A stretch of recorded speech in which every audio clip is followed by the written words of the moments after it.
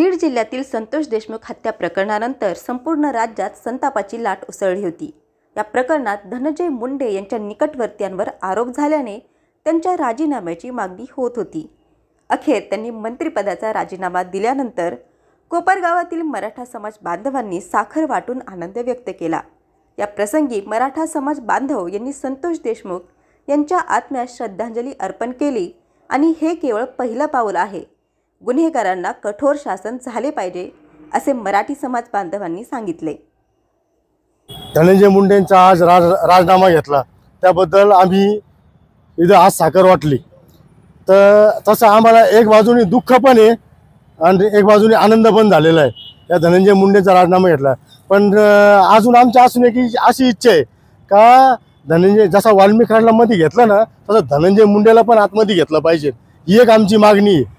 आणि दुसरं असं का आम्ही ज्या टायमाला आत्मदानाचा इशारा दिला होता, मी होतो, विनय भगत होते आणि आमच्या बाजूनी म्हणजे बोलणारे भरतभाऊ मोरे होते, विकास अण्णा आडा होते, आम्ही तर हे सगळे लोक होते।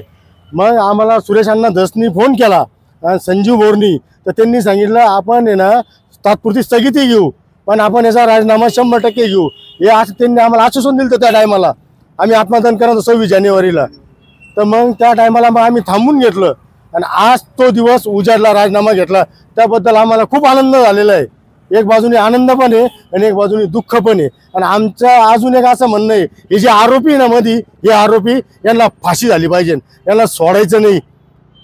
आणि या 302 मध्ये हे धनंजय मुंडे ना यांना पण घेतलं पाहिजे, ही एक आमची मागणी। मस्ताजोगचे सरपंच कैलासवासी संतोष अण्णा देशमुख यांची 9 डिसेंबर 2024 रोजी वाल्मिक कराड आणि त्याचे साथीदार धनंजय मुंडे यांच्या सांगण्यावरून अतिशय क्रूर पद्धतीने हत्या करण्यात आली। काल सोशल मीडियावर NDTVवर त्या हत्येचे फोटो, हत्या केल्यानंतर अक्षरशः संतोष देशमुख यांच्या मृत शरीरावर लघवी करण्यापर्यंत, त्यांच्या चेहऱ्यावर लघवी करण्यापर्यंत इथपर्यंत या नशेत असणाऱ्या या जे कोणी याच्यात आरोपी होते, लघवी करताना त्यांचे काल फोटो व्हायरल झालेत, रॉडनी मारण्याचे फोटो व्हायरल झालेत।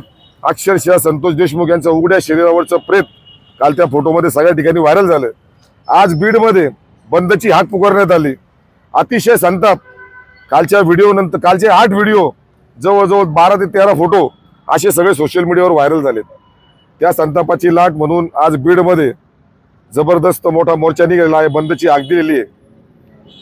मी देवेंद्र फडणवीस यांचे मनापासून आभार मानतो। उशीर लागला, देर आई पण दुरुस्त आहे। उशीर आला पण खऱ्या अर्थानं संतोष देशमुख यांच्या हत्येतील धनंजय मुंडे हा खरा हक्क आहे। धनंजय मुंडेची आज फक्त मंत्रिपदाचा राजीनामा झाला। आज आमची संपूर्ण कोपरगावकरांच्या वतीने आम्ही त्यांना आव्हान करतो आणि विनंती सुद्धा करतो, त्यांची आमदारकी सुद्धा काढून घ्या आणि त्यांची पक्षातून हकालपट्टी करा।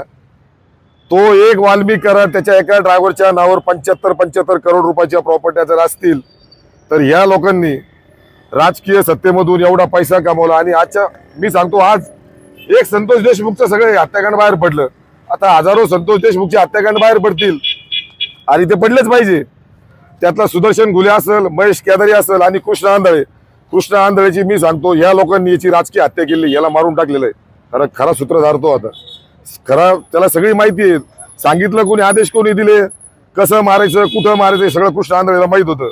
आज जवळजवळ 3 महिने होत आले, अजून कृष्ण आंधळेचा तपास नाही। याच्यात अनेक पोलीस अधिकारी असतील, अनेक राजकीय लोक बीडमधले असतील, अनेक धनंजय मुंडेच्या आसपासचे लोक याच्यामध्ये असतील। वाल्मिक कराड फक्त एक गवत आहे, अजून गवताची गुंजी पूर्ण सापडायची। ते सापडल्यानंतर खऱ्या अर्थानं त्या बीडमध्ये मस्ताजोगमध्ये अजून किती हत्या झाली त्या सगळ्या बाहेर पडतील।